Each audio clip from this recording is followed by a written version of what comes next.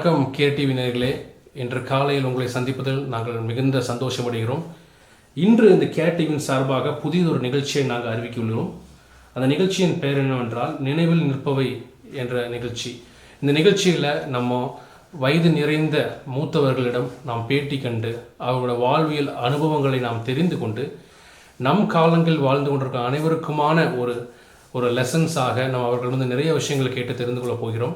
அப்படி இன்றைக்கு இந்த முதல் எபிசோடுக்கான நிகழ்ச்சிக்கு திரு பிலிப் பிரான்சிஸ் அங்கிளை நம்ம பேட்டி எடுக்க வந்திருக்கிறோம். இவர் பிலிப் பிரான்சிஸ் அங்கிள் பார்த்தீங்கன்னா ரிட்டையர்ட் ஹெட் மாஸ்டராக இருக்கிறார். விசேஷமாக இன்று 76வது பிறந்த நாளை அவர் கொண்டாடி கொண்டிருக்கிறார். ஸோ இன்று வாருங்கள் அவரிடம் நாம் நிறைய அனுபவங்களை கேட்டு தெரிந்து கொள்வோம். இந்த நிகழ்ச்சியில் கேர் ஆஃப் கிரைஸ்ட் திருச்சபையின் தலைமை போதகராக இருக்கக்கூடிய பாஸ்டர் ரிச்சர்ட் அவர்கள் இணைந்திருக்கிறார். அவரும் நம்முடன் சேர்ந்து நிறைய கேள்விகள் அங்கிளிடம் கேட்டு நமக்கு அனுபவம் உள்ள நிறைய விஷயங்கள் நம்ம பெற்றுக்கொள்ள போகிறோம். So we welcome you for this நினைவில் நிற்பவை ப்ரோக்ராம். நன்றி. ஆண்டவராகிய இயேசு கிறிஸ்து நாமத்தினால உங்களுடைய யாவருக்கும் அன்பின் நல்வாழ்த்துக்கள். இந்த அருமையான ஞாயிற்றுக்கிழமை 23/8/2020 அன்று நம்ம மத்தியில் கடந்து வந்திருக்கிற சிறப்பு விருந்தினர் திரு பிலிப் ஐயா அவர்களுக்கு எங்களது கிறிஸ்துவின் கரிசனை ஊழியர்கள் சார்பாக முதலாவது பிறந்த நாள் வாழ்த்துக்களை நாங்கள் தெரியப்படுத்திக் கொள்கிறோம். ஒரு மனிதனுடைய வாழ்க்கையில் பார்த்திங்கன்னா 3 ஏரியா ரொம்ப இம்பார்ட்டண்ட். முதலாவது பார்த்திங்கன்னா பர்சனல் லைஃப், தனிப்பட்ட வாழ்க்கை ரொம்ப அவசியம். தனிப்பட்ட வாழ்க்கையில் ஒரு மனுஷன் எப்படி முன்னேறுகிறாரோ அதை வச்சு தான் மீதி 2 வாழ்க்கையை நம்ம பிளான் பண்ண முடியும். இரண்டாவதாக பார்க்கும்போது ஃபேமிலி லைஃப், குடும்ப வாழ்க்கை ரொம்ப சிறந்தது. எனவே அந்த குடும்ப வாழ்க்கையை நமக்கு ரொம்ப அவசியமாக வேதம் நமக்கு அதிகமாக கற்பிக்கின்றது.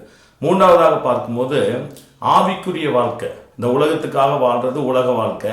ஆனால் உலகத்தில் பிறந்த ஒவ்வொருவரும் இயேசு சொந்த ரட்சகராக ஏற்றுக்கொண்டு தேவனுக்கென்று ஒரு வாழ்க்கை வாழ வேண்டும். அதைத்தான் ஆவிக்குரிய வாழ்க்கை என்று சொல்லுகிறோம். இன்றைக்கு நம்ம மத்தியில் வந்திருக்கிற பிலிப்பை அவர்களிடத்துல 3 வாழ்க்கையை நாங்கள் பார்த்து கர்த்தருக்கு நாம் நன்றி செலுத்துகிறோம். எனவே இந்த 76 வருஷ அனுபவத்தில் அவர் 3 வாழ்க்கையின் வழியாக கடந்து வந்திருக்கிறார்கள். இன்றைக்கு அவர்கள் தங்கள் அனுபவங்களை நம்மோடு கூட பகிர்ந்து கொள்ளவிருக்கிறார்கள். நான் நிச்சயமாய் சொல்கிறேன், இந்த அனுபவங்கள் உங்களுக்கு மிகுந்த ஆசீர்வாதமாய் காணப்படும். தொடர்ந்து இப்படிப்பட்ட நிகழ்ச்சிகளுக்காக நீங்கள் ஜெபியுங்கள். கோவை பட்டணத்தில் உள்ள அநேக பரிசுத்தவான்கள் நம்மோடு கூட தங்களுடைய அனுபவங்களை பகிர்ந்து கொள்ள அவர்கள் ஆசையோடு கூட காத்திருக்கிறார்கள். எனவே ஆண்டவர்கள் அதிகமாய் ஆசீர்வதிப்பாராக. இப்பொழுது நம்ம மத்தியில் கேர் டிவியினுடைய general manager mister Santhosh Kanagaraj அவர்கள் நம்மோடு கூட இணைந்திருக்கிறார்கள். அவர்களும் சில கேள்விகளோடு கூட நம்ம மத்தியில் வந்திருக்கிறாங்க. இன்றைக்கு நம்ம மத்தியில் வந்திருக்கிற பிலிப்பை அவர்கள் நம்முடைய கேள்விகளுக்கு பதிலாக கேர் டிவியில் அமர்ந்திருக்கிறார்கள். எனவே ஆண்டவர் அவர்கள் அதிகமாக ஆசீர்வதிப்பாராக. இப்பொழுது முதல் கேள்வியை நாம் பார்க்க போகிறோம். நம்ம மத்தியில் மிஸ்டர் சந்தோஷ் கனகராஜ். அங்கிள் வணக்கம். வணக்கம். கேர் டிவியின் சார்பாக இன்று 76வது பிறந்தநாள் வாழ்த்துக்களை தெரிவித்துக் கொள்கிறோம். நன்றி, மிக்க நன்றி. அங்கிள், நாங்கள் இன்னைக்கு சில கேள்விகள் உங்களோட கேட்க முற்பட்டிருக்கிறோம். அதில் பார்த்தீங்கன்னா எங்களுக்கு ஒரு ஆச்சரியமான விஷயம் என்னவென்றால், எல்லோரும் இந்தியாவில் பிறந்தவர்கள் தங்களோட வாழ்க்கை தரத்தை உயர்த்துவதற்காக வெளிநாட்டில் சென்று வேலை செய்து அங்கேயே செட்டில் ஆவது வழக்கம். ஆனால் இது புதுவிதமாக உங்கள் லைஃப்பில் வெளிநாட்டிலிருந்து பிறந்து இந்தியாவில் பர்டிகுலர் தமிழகத்தில் நீங்கள் செட்டில் ஆகிருக்கீங்க. ஸோ உங்களோட அந்த பிறப்பு, உங்களோட அந்த அனுபவம், அதை பற்றி சொல்லுங்கள். என்னுடைய பிறப்பு 23 ஆகஸ்ட் 1944 மலேசியாவில். என்னுடைய பெற்றோர்கள் இந்தியர்கள், இந்தியாவில் இருந்தவங்க தான். இந்தியாவில் இருந்து மலேசியாவுக்கு அவங்க வேலையின் காரணமாக வாழ்க்கைக்காக வாழ்வதற்காக சென்றவர்கள். அங்கு வாழ்ந்து அவர்கள் இந்தியாவுக்கு 1947, அதாவது எனக்கு 3 வயது. 3ஆம் வயதில் என்னுடைய வாழ்க்கை மலேசியாவில் 3 ஆண்டுகள் தான். 3 ஆண்டுகள் அது இளம் குழந்தை. அப்படிப்பட்ட சூழ்நிலையில் இந்தியாவுக்கு வந்தோம். இந்தியாவுக்கு அதற்கு பிறகு இந்த வயது வரை என்னுடைய வாழ்நாள், அதற்கு இடையில் என்னுடைய கல்வி, என்னுடைய திருமணம், என்னுடைய பிள்ளைகளுடைய வளர்ப்பு, பிள்ளைகளுடைய அநேக காரியங்கள் எல்லாம் முடிந்து இப்பொழுது ரிட்டையராக இருக்கக்கூடிய இந்த சூழ்நிலையாக அமைந்திருக்கிறது. தேங்க்யூ ஐயா. உங்களுடைய பிறப்பை பற்றி ரொம்ப அழகாக சொன்னீங்கய்யா. மலேசியாவில் பிறந்து 3 வயசுலேயே நீங்கள் இந்தியாவுக்கு 73 ஆண்டுகள், அதாவது உங்கள் லைஃப்பில் மேக்சிமம் நீங்கள் இந்தியாவில் தான் அதிகமாக இருந்திருக்கிறீங்க. எனவே ஆண்டவர்கள் அதிகமாக ஆசீர்வதிப்பாராக. இந்த நேரத்தில் கூட உங்க லைஃப்ல நான் படிப்பை பத்தி கேட்கும்படியா விரும்புகிறேன். ஐயா, நீ படிக்கிறதுக்கே வாலிபர்லாம் சோம்பேறித்தனப்படுறாங்க. இன்னைக்கெல்லாம் படிப்புல அவ்வளோ நிகழ்ச்சிகள் இருக்கு, நிறைய காலேஜஸ் இருக்கு, நிறைய ஸ்கூல்ஸ் இருக்கு. இவைகளுக்கு மத்தியில் நீங்க அந்த காலத்துல எப்படிங்க படிச்சீங்க? நீங்க என்ன படிச்சீங்க? எப்படி படிப்புல உங்களுக்கு ஆர்வம் ஏற்பட்டது? அதை பத்தி நம்ம கேடிவி நேயர்களுக்கு சொல்ல முடியுமா? நீங்க படிப்பு என்று சொல்கிற பொழுது பெரிய படிப்பை நான் படிப்பதற்குரிய வாய்ப்புகள் எனக்கு கிடைக்கவில்லை. ஏனென்றால் எங்கள் குடும்பம் பெரிய குடும்பம். எங்கள் குடும்பத்தில் 6 ஆண் மக்கள் 4 பெண் மக்கள் 10 பேர் உள்ள குடும்பம். அதனால் நான் மூத்தவனாக இருந்த காரணத்தினால் அதிகமாக படிப்பதற்கு கூடிய மாதிரியாக உற்சாகப்படுத்தக்கூடிய பெற்றோர்களும் இல்லை, உற்சாகமாக படிப்பதற்கு நல்ல ஊக்குவிக்கக்கூடிய சூழலும் இல்லை. ஆகவே நான் படித்தது நல்லபடியாக என்னுடைய SSLC தேர்வை முடித்தேன், வெற்றிகரமாக முடித்தேன். அதற்கு பிறகு படிப்பதற்கு உற்சாகத்தையே ஊட்டாத ஒரு பெற்றோர்களாக உள்ள சூழ்நிலையில் எனக்கு அதிகம் படிப்பதற்கு ஆர்வம் இருந்தாலும் அவர்கள் ஊக்குவிப்பு இல்லாத காரணத்தினால் அதுக்கு மேல் கல்லூரிக்கு சென்று படிப்பதற்கு உற்சாகம் இல்லை. ஆனால் அதற்கு பிறகு பிழைப்புக்கு ஆதாரத்துக்கு ட்ரைனிங் ஸ்கூல் காளியாபுரத்தில் பழனியம்மாள் பேசிக் ட்ரைனிங் ஸ்கூல் என்று வேட்டைக்காரம்பூர் தாண்டி அதில் 2 ஆண்டுகள் 1963 65 வரை 2 ஆண்டுகள் ஆசிரியர் பயிற்சி பெற்றேன். ஆசிரியர் பயிற்சி பெற்று அதற்கு பிறகு என்னுடைய வேலையை முதல் நான் வந்து சேர்ந்தது சென்ட் மைக்கேல்ஸ் ஹை ஸ்கூல் என்று ஒரு பெரிய பள்ளிக்கூடம் கோயம்புத்தூர் இருக்கிறது. அதில் feeder school saint John's preparatory school, அதில் ஒரு 3 ஆண்டுகள் 68வது வருடம் வரை பணியாற்றினேன். அதற்கு பிறகு 1968 இந்த அக்டோபர் மாதம் கோவை காந்திபுரத்தில் இருக்கக்கூடிய சென்ட் மேரிஸ் மிடில் ஸ்கூல், அந்த சென்ட் மேரிஸ் மிடில் ஸ்கூலில் நான் இங்கே பணியாற்ற என்னுடைய பணியை துவக்கினேன் இடைநிலை ஆசிரியராக. என்னுடைய பணியை துவக்கி ஒரே பள்ளிக்கூடத்தில் என்னுடைய பணியை 34 ஆண்டுகள் 2002 வரை சேம் மேனேஜ்மெண்ட் RCMS மேனேஜ்மெண்ட்டில் நான் பணியாற்றி ரிட்டையர்மெண்ட் ஆனேன். அந்த ரிட்டையர்மெண்ட் ஆகிறதுக்கு இடையில் என்னுடைய பணியில் 5 ஆண்டுகள் தான் ஆசிரியராக என்னுடைய பணி. 5 ஆண்டுகள் என்னுடைய பணியை நிறைவேற்றி அதற்கு பிறகு தலைமை ஆசிரியர் ஆக வேண்டும் என்ற உற்சாகம் நான் நினைக்கவில்லை. ஏனால் எனக்கு ஆண்டவர் கொடுத்த மேலாளர்கள் கொடுத்த பணியை செய்ய வேண்டும். அது எந்த பணியாக இருந்தாலும் சரி, ஆசிரியர் பணியாக இருந்தாலும் சரியா, தலைமை ஆசிரியர் பணியாக இருந்தாலும் சரியா, நான் பதவியை தேடி ஓடவில்லை. ஆனால் பதவி என்ன தேடி வந்தது. நிர்வாகிகள் எனக்கு 5 ஆண்டுகள் முடிந்தவுடனே 5 ஆண்டு எக்ஸ்பீரியன்ஸ் ஆனதான் ஒரு ஆசிரியர் தலைமை ஆசிரியர் பதவிக்கு அங்கீகரிக்கப்பட முடியும். ஆகவே நிர்வாகிகளுக்கு கொடுத்த பதவி தலைமை ஆசிரியர் பணி. 1968 காந்திபுரத்தில் வந்த அதற்கு பிறகு 5 ஆண்டுகள் பணி முடிந்து தலைமை ஆசிரியராக நான் பணியாற்றி தலைமை ஆசிரியர் பணியிலேயே 28 ஆண்டுகளுக்கு மேல் தலைமை ஆசிரியர் பணிதான். என்னுடைய தலைமை ஆசிரியருடைய பணியிலே இருந்து 2002 நான் ரிட்டையர்மெண்ட் ஆனேன். அதற்கு இடையில எனக்கு நடந்த அநேக உயர்வுகள், பணியில் இருக்கக்கூடிய பொறுப்புகள், என்னுடைய கடமைகள் நிறைய இருந்துச்சு. நான் பலருக்கு பதில் சொல்லக்கூடியவனாக இருந்தேன். பெற்றோருக்கு பதில் சொல்ல வேண்டும், குழந்தைகளுக்கு பதில் சொல்ல வேண்டும், ஆசிரியர்களுக்கு பதில் சொல்ல வேண்டும், அதே சமயத்தில் அரசு அதிகாரிகள் பதில் சொல்ல வேண்டும். ஒரு தலைமை ஆசிரியராக பணியை நிறைவேற்றது என்பது சாதாரணம் இல்லை.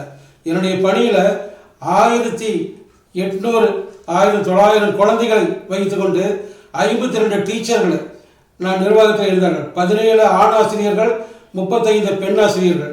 இத்தனை பேரை வைத்து நிர்வகிக்கக்கூடிய ஒரு பொறுப்பு எந்த விதமான கிளார்க்கு கிடையாது. நான் தான் பியூன், நான் தான் ஆஃபீஸர், நான் தான் வேலைக்காரன். காலையில் போய் கதவு திறக்கணும், பள்ளிக்கூடம் முடித்து போட்டுட்டு போகணும். ஏன்னா எலிமெண்ட்ரி ஸ்கூல்களுக்கு பியூன் கிடையாது. ஹைஸ்கூலில் இருந்தால் நிறைய அட்டண்டன்ஸ் இருப்பாங்க, வாட்ச்மேன் இருப்பாங்க. அவ்வளோ கடினமான உழைப்பு சலிக்காமல் செய்தேன். எனக்கு கொடுக்கப்பட்ட பணியை கடுமையாக செய்தேன். என்னுடைய பணியில் தளர்வே கிடையாது, தளர்வில்லாமல் நான் செய்தேன். என்னுடைய பணியினை செய்து நல்லபடியாக முடிக்கக்கூடிய காலத்தில் எத்தனையோ இடர்கள் வந்தது, எத்தனையோ போராட்டங்கள் வந்தது, எத்தனையோ எதிர்ப்புகள் வந்தது. எந்த எதிர்ப்பு வந்தாலும் சரியா, ஒரே நோக்கம், நமக்கு நிர்ணயிக்கப்பட்ட இந்த பணி ஆண்டவரால் கொடுக்கப்பட்டது, தேவனால் கொடுக்கப்பட்டது, தெய்வத்தால் கொடுக்கப்பட்டது. பதவியை தேடி நான் ஓடவில்லை, பதவி என்னை தேடி வந்தது. எனக்குரிய பணியை, பிள்ளைகளுக்கு குழந்தைகளுக்கு வேண்டிய பணியை நான் செய்தேன். பிள்ளைகளுக்கு கொண்டு வந்து கொடுக்கறது ப்ரீ பிரைமரி, அதாவது பேபி வகுப்புன்னு சொல்லுவாங்க. அந்த ப்ரீ பிரைமரியிலேருந்து 8th ஸ்டாண்டர்ட் வரைக்கும், அந்த 8th ஸ்டாண்டர்ட் கூடிய மாதிரி அந்த நிலையில் பிள்ளைகளை கவனிப்பது, பிள்ளைகளை பார்த்து கொள்வது, அதே சமயத்தில் ஆசிரியர்கள் நிர்வகிப்பது, பள்ளி நிர்வாகம், போதனை, அவர்களுக்குரிய சம்பள காரியங்கள், அவர்களுக்குரிய மற்ற எல்லா காரியங்களும் செய்வது என்பது சாதாரண காரியம் இல்லை. ஏன்னா எக்ஸ்ட்ரா ஒரு கிளார்க்லாம் கிடையாது. With the help of other teachers, அவர்களை வைத்து அவர்களுடைய ஒத்துழைப்போடு இந்த பணியை நான் செய்தேன். நன்றி நன்றி அங்கிள். எனக்கு நீங்கள் சொல்வதை இருந்து எனக்கு ஒரு பழமொழி தான் ஞாபகத்துக்கு வருகின்றது. ஆசிரியர் பணியே அர்ப்பணி, அதற்கே உன்னை அர்ப்பணி என்ற அந்த வாசகத்துக்கு தகுந்த மாதிரி உங்களோட எக்ஸ்பீரியன்ஸ் அமைந்திருக்கிறது. ஸோ அடுத்ததாக உங்களுடைய கேள்வி. ஐயா, எனக்கு பரவாயில்ல, நீங்கள் படிப்பை பற்றி சொல்லி அப்படியே வேலைக்குள்ளே வந்துட்டீங்க. ஏன்னா நீங்கள் டீச்சர் வேலைங்கிறது ரொம்ப பெரிய காரியம். நான் என்னுடைய அனுபவத்துன்னு சொல்லும் போது உங்க கூட நான் நிறைய தரம் 2 வீலரில் வந்திருக்கிறேன். எங்கே பார்த்தாலும் உங்கள் ஸ்டூடெண்ட்ஸ் உங்களை விஷ் பண்ணியிருக்கிறாங்க. ஐயா, நீங்கள் தாங்க எனக்கு டீச்சராக இருந்தீங்க. ஆனால் அதில் அன்றைக்கி ஒரு நாள் நஞ்சப்பாரட்டில் போகும்போது ஒரு ஆட்டோக்கார் சொன்னார், ஐயா வணக்கம் ஐயா அப்படின்னு சொல்லிட்டு என்ன சொன்னார், நீங்கள் அன்னைக்கே நீ அடித்து நல்லா சொல்லி கொடுத்தீங்க, நான் சரியாக கேட்காம போயிட்டேன், இன்னைக்கு பாரு நான் ஆட்டோ ஓட்டிகிட்டு இருக்கேன், நீ தெரியுதா அப்படின்னு சொல்லி உங்களோட பேசுறதுக்கு இன்றைக்கி நான் ஞாபகப்படுத்தி பார்க்குறேன். அப்புறம் இன்னொரு இடத்துக்கு போகும்போது அவங்க நல்ல பெரிய போஸ்டிங்கில் இருந்தாங்க. அவங்களும் வந்து உங்களுக்கு விஷ் பண்ணாங்க. விஷ் பண்ணும்போது அவங்க சொன்னாங்க, நானும் உங்கள் ஸ்கூலில் தான் படித்தேன்னு. அப்போ நீங்கள் வார்த்தை சொன்னீங்க, என்ன உங்களுக்கு தெரிஞ்சிருக்கோம், ஆனால் உங்களை எல்லாருமே எனக்கு தெரியாது, நிறைய பேர் படித்து போயிருக்காங்க அப்படின்னு சொல்லி சொன்னீங்க. எனவே உண்மையிலே இந்த ஆசிரியர் பணிங்கிறது ரொம்ப வெளியேற பெற்றது. அதனால தான் அன்னைக்கு பழமொழி சொல்லியிருக்காங்க, மாதா பிதா குரு தெய்வம் அப்படின்னு சொல்லி என்ன செஞ்சிருக்காங்க சொல்லியிருக்கிறாங்க. ஒவ்வொரு மனுஷனுடைய வாழ்க்கையிலும் டீச்சரை யாருமே மறக்க மாட்டாங்க. எனவே நான் நினைக்கிறேன் இந்த நிகழ்ச்சியை பார்த்து கொண்டு இருக்கிற அநேகருடைய லைஃப்ல நீங்க நிச்சயமாக நேரத்தை விதைச்சிருப்பீங்க அப்படின்னு சொல்லிட்டு எனக்கு இந்த நிகழ்ச்சியை பேசிட்டு இருக்கும் போது திடீர்னு ஒரு காரியம் ஞாபகம் வருது. ஏன்னா படிப்பு வேலை அப்படிங்கிறது வரும்போது இந்த பொண்ணு பார்க்குற விஷயம் எனக்கு ரொம்ப சுவாரஸ்யமா இருக்கு. சில இடத்துல போய் அதெல்லாம் கேட்பேன், அவங்க ரொம்ப சுவாரஸ்யமா சொல்லுவாங்க, நான் இந்த சட்டை யார் போட்டுட்டு வராங்களோ அவங்க தான் எனக்கு பொண்ணு அப்படின்னு பார்த்தீங்கன்னா அந்த சட்டையை போட்டு வந்து அந்த பொண்ணு அப்படின்ட்டு. அப்புறம் சில பேர் சொல்லுவாங்க, நான் ஜோம் பண்ணிட்டு இருக்கிறேன், இந்த மாதிரி நேரத்துல சுண்டுனா ரத்தம் வர மாதிரி பொண்ணு வேணும் அப்படின்னு சொல்லிட்டு அப்படிலாம் பெண் பார்த்துருக்காங்க. சில பேர் சொப்பனத்தினால பொண்ணு பார்த்துருக்காங்க. சில பேர் கத்தர் தான் பொண்ணை காமிச்சாருன்னு இருக்காங்க. எனவே இந்த கேடிவி நேயர்களுக்குங்க, நீங்க எப்படிங்க ஆண்டியை கல்யாணம் பண்ணீங்க, எப்படிங்க ஆண்டியை பொண்ணு பார்த்தீங்க, அதை பத்தி கொஞ்சம் சொல்லுங்க. நாங்களும் கேட்க ஆசையா இருக்கோம், நேயர்களும் கேட்க விருப்பமா இருக்காங்க. உங்க பொண்ணு பார்த்த காரியத்துல திருமணம் வரைக்கும் ஒரு சுவாரஸ்யமான காரியத்தை இப்ப நீங்க பகிர்ந்துக்கும்படி கேடிவி சார்பாக உங்கள் அன்போடு கூட நான் கேட்டுக்கொள்கிறேன். நன்றிகள். பெண் பார்க்கக்கூடிய காரியங்கிறது, பெண் பார்க்கக்கூடியதுங்கிறது தேவன் அமைச்சு தர்றது. நமக்கு ஏற்ற துணையை கர்த்தர் கொடுத்தாருங்கிறத பைபிளை நம்ம வாசிச்சிருக்கோம். நாம பெண்ணை தேடி ஓடலாம், ஒவ்வொரு பெண்ணாக பார்க்கலாம், வரதெல்லாம் கழிச்சு கட்டிக்கிட்டு இருக்கலாம். ஆனால் என்னுடைய நோக்கம், ஆண்டவர் நமக்கு பக்தியுள்ள, புத்தியுள்ள, சக்தியுள்ள நல்ல பெண்ணாய் தரணும். அதுதான் என்னுடைய ஆசை. நல்ல குடும்பத்திலிருந்து வரணும், பக்தியுள்ள பெண்ணாக இருக்கணும், நல்ல விதமாய் ஒத்துழைக்கக்கூடிய, உதவக்கூடிய, நல்ல பராமரிக்கக்கூடிய பக்குவமுள்ள ஒரு பெண்ணாய் கிறிஸ்துவ குடும்பத்திலிருந்து வரணும், நல்ல குடும்பத்திலிருந்து வரணும். அது பெரிய பணக்கார குடும்பமாக இருக்கணும்னு நான் நினைக்கல. ஏன்னா பணமோ டவுரியோ எனக்கு விருப்பம் இல்லை. எனக்கு பெரிய கார் கொடுக்கணும், பங்களா கொடுக்கணும், சொத்து கொடுக்கணும், இந்த மாதிரியே நான் தேடி போகல. எளிமையாக இருந்தாலும் பரவாயில்லை, ஏழையாக இருந்தாலும் பரவாயில்லை, உதவக்கூடிய நல்ல மனப்பான்மை, கீழ்ப்படிதல், ஒத்துழைக்கக்கூடிய நல்ல மனப்பான்மை, சகிப்புத்தன்மையுள்ள பெண்ணாக இருக்க வேண்டும் என்று நான் அதிகமாக ஜெபத்தில் வைத்தேன். என்னுடைய ஜெபத்தில் ஆண்டவர் எனக்கு கொடுத்த முதல் பெண் இதுதான். அது செலக்ஷன் ஆச்சு. நல்லபடியாக இந்த மணப்பெண்ணை நான் ஏற்றுக்கொண்டேன். அது நான் ஏற்றுக்கொண்டு திருமணம் சிறப்பாக நடந்தது. இந்த திருமணம் ஆனதோடு மட்டுமல்ல, எனக்கு நல்ல ஒத்துழைக்கக்கூடிய துணைவியாக இருந்தார்கள். என்னுடைய வாழ்க்கையில் நான் வாழ்ந்தது 45 ஆண்டுகள் அவரோட வாழ்ந்தேன். என்னுடைய திருமணம் 1971 நான் என்னுடைய திருமணம் நடந்து அதற்கு பிறகு அவர்களுடைய 69வது வயதிலை இறந்து விட்டார்கள் 2016. 2016வது ஆண்டில் அவர்கள் இறக்கிற வரையும் இயன்ற வரை அவர்கள் ஒத்துழைத்தார்கள், கடைசி வரை ஒத்துழைத்தார்கள். எங்களுக்குள்ள எந்த விதமான கருத்து வேறுபாடுகள் ஒன்றுமே இல்லைன்னு சொல்ல முடியாது. இடையிடையே ஒரு சில குடும்பங்களில் வரும். ஒன்றுமே இல்லைன்னு சொன்னால் அது நான் பொய் சொன்னதாக தான் இருக்கும். குடும்பம் இருந்தால் ஒரு சில பிரச்சனைகள் வரதான் செய்யும். ஆனால் அது பிரச்சனையாகவே வைத்தால் அது பிளவு ஏற்பட்டுரும்.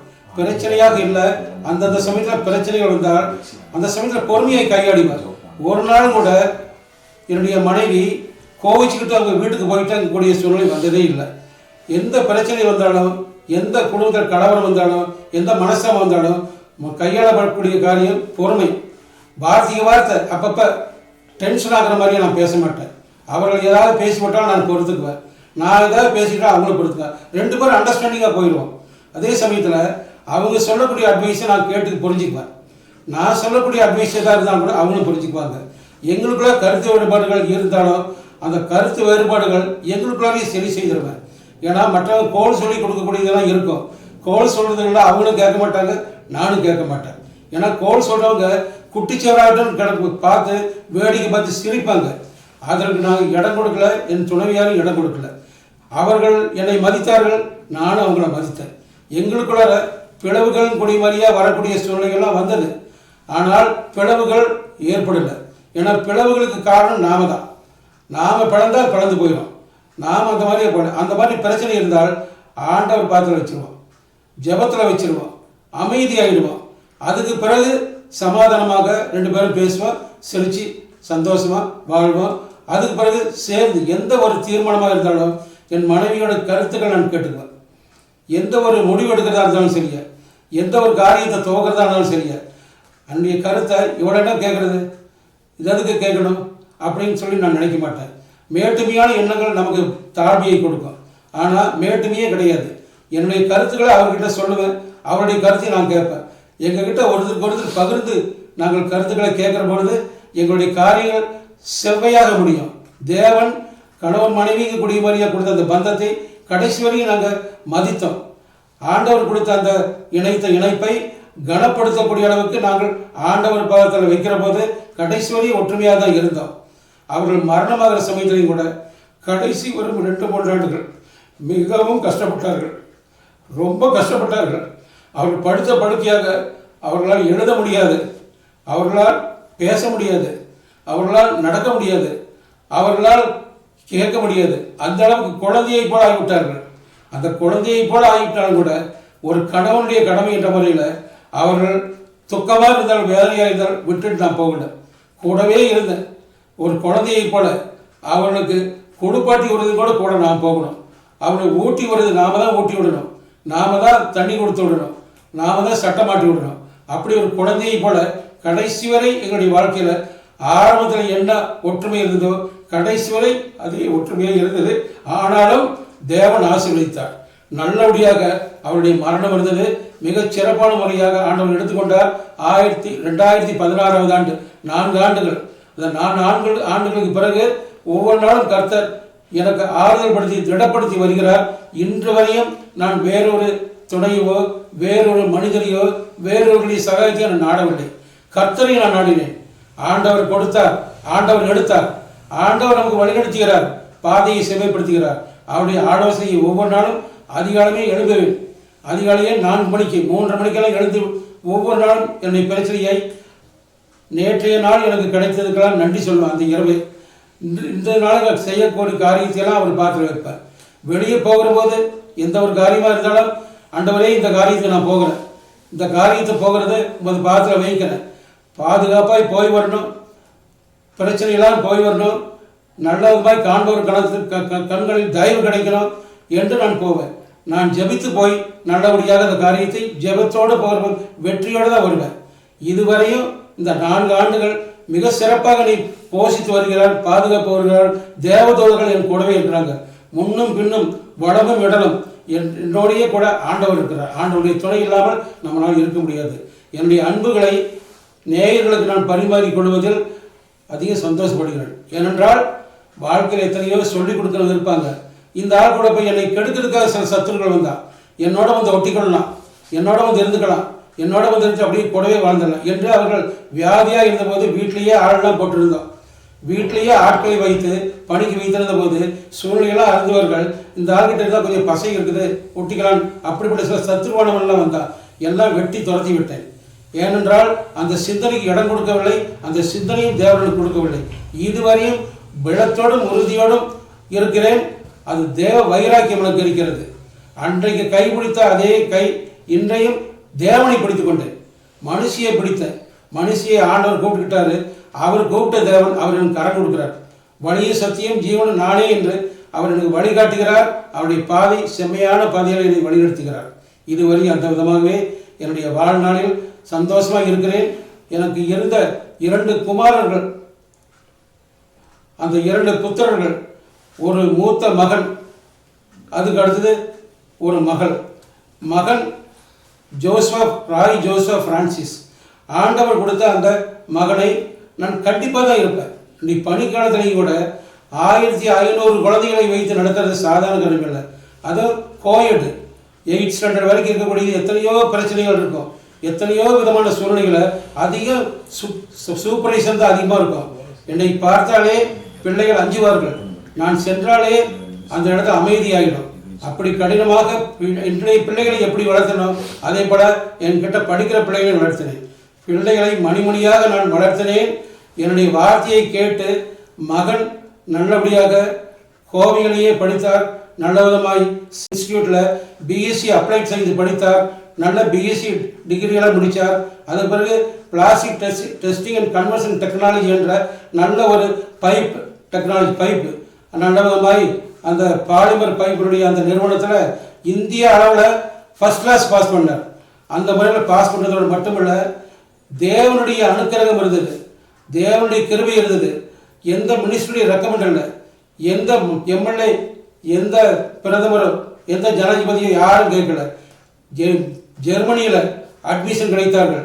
மகனுக்கு படிக்கிறது எம்எஸ் படிப்பதற்கு இலவசமாக அட்மிஷன் கிடைத்தது. ஆனால் படிப்பதற்கு அனுப்ப வேண்டியது போர்டிங் அண்ட் லாட்ஜிங் நம்ம செலவு. அனுப்பினேன். அங்கே தான் எம்எஸ் முடித்தார். அங்கே எம்எஸ் முடித்து பாஸ் பண்ணி அந்த ஜெர்மன் லாங்குவேஜெலாம் படித்து பாஸ் பண்ணி இன்றைய நாளில் கூட கனடா பட்டணத்தில் வாழ்கிறார்.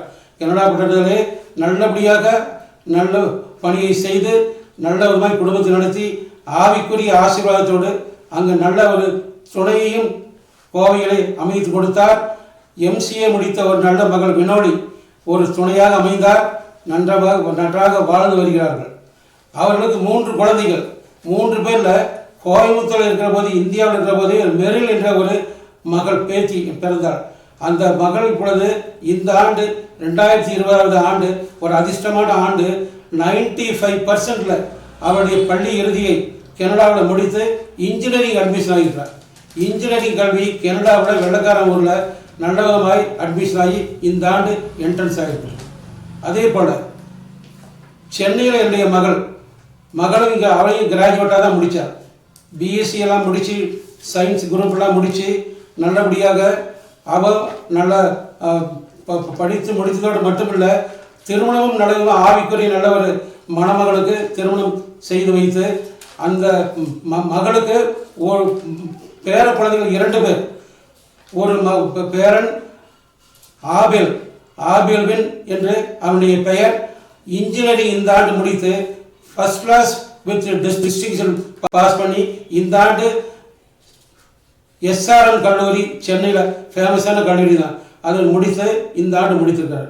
அவருடைய தங்கை அதே மாதிரி கெனிட்டா என்பவள் 10வது முடித்து நல்லபடியாக அதே என்னுடைய மகன் படித்த அதே உயர்நிலைப் பள்ளியிலையும் படித்து எஸ்ஆர்எம் கல்லூரியிலேயே இன்ஜினியரிங் அட்மிஷன் ஆகியிருக்கிறார். இந்த ஆண்டு பார்க்கிற பொழுது என்னுடைய பேர குழந்தைகள் 3 பேர் கல்லூரியில் அட்மிஷன் ஆகியிருக்கக்கூடியது ஒரு பெரிய ஒரு ஆசீர்வாதமான ஒரு இது. என்ன காரணம் என்றால், நான் அடித்து கண்டிப்பாக வளர்த்த என்னுடைய பழக்க வழக்கங்கள். மகனை அடித்தாலே போதும், மகனை திட்டுனா போதும். என்னுடைய சன்னை அடித்தா சன்னை மறுக்குனா இவன் சத்தம்லாம் சைலண்ட் ஆகிடுவான். பெரியவனை கொஞ்சம், ஏன்னா ஆம்பளை பையன், அவனை ரொம்ப கண்டிப்பாக தான் வச்சேன். எளிமையாக தான் வளர்த்தினேன். அவருடைய வாழ்க்கையில் எளிமையை தான் நான் கடைபிடித்தனே தவிர இருக்குதுன்னு சொல்லி தாராளமாக வாரி வளங்களை கொட்டல, இல்லைன்னு தரித்திரமாகவும் இல்லை. நார்மலாக வளர்த்தேன். நார்மலாக இருந்த அந்த பழக்க வழக்கம் அவள் கடைபிடித்து இன்று நல்ல செல்லமாக வளர்கிறார்கள். வளர்கிற போது எளிமையில் வளர்ந்தால் வாழ்கிற போது செழுமையாக வாழ்வார்கள். வளர்த்துற போது ஆடம்பரமாக வளர்த்திட்டா வாழ்கிற காலத்தில் அவங்க எளிமையாக வந்தால் சோர்ந்து போயிடுவார்கள். இன்றைக்கு பலத்தோடும் தைரியத்தோடும் இருக்கிறார்கள். நல்ல நிலையில் அவர்கள் இருக்கிறதை குறித்து எனக்கு அதிகம் சந்தோஷம். இந்த நேயர்கள் இத்தனை பேர் என்னுடைய அனுபவத்தை கேட்பதை குறித்து சந்தோஷம். பிள்ளைகளை நான் கண்டிப்பாக தான் வளர்த்தேன். பிள்ளைகளை நான் இஷ்டத்துக்கு நான் விடலை. மகன் வீட்டுக்கு நேரத்தில் வரலையா நான் விட மாட்டேன்.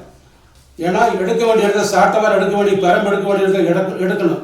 வந்தால் எங்கள் மனைவி கொஞ்சம் செல்லம் கொடுப்பாங்க. நான் கண்டிப்பாக போனாக்கா குறுக்க வந்துடுவாங்க. குறுக்க வந்துச்சுனாக்கா இனி அவனுக்கு ஏதாவது பார்க்கறது, அவனை திருத்துறது, அவனை கவனிக்கிறது எல்லாமே நீ பார்த்துக்கணும். இனி எங்கிட்ட வரக்கூடாது. அவன் லேட்டாக வந்தாக்கா லேட்டாக வரக்கூடாது, நான் கண்டிப்பாக நீ சப்போர்ட்டுக்கு வர்றேன். அப்படி ஒரு நாள் சப்போர்ட் வந்ததுக்கு விட்டேன். நாளையிலேருந்து வரக்கூடாதுன்னு. அதுக்கு அடுத்த நாள் வந்தார். அடுத்த நாள் லேட்டாக வந்தார். அதனால் வீட்டுக்குள்ளார விடலை. அங்கே அம்மான்னு போனாங்க. இனி எங்கள் அப்பா சொல்கிற மாதிரி கேட்கலன்னாக்கா நான் விட மாட்டேன்னு எங்கள் அம்மா அதுக்கு பிறகு அமைதியாகிட்டாங்க. அதற்கு பிறகு அன்னைக்கு கண்டித்த கண்டிப்பு அவன் அந்த இரவு 11 மணி வரைக்கும் மொட்டை மாடியில் தண்ணி தொட்டி மேலே படுத்துக்கிட்டு இருந்தான்.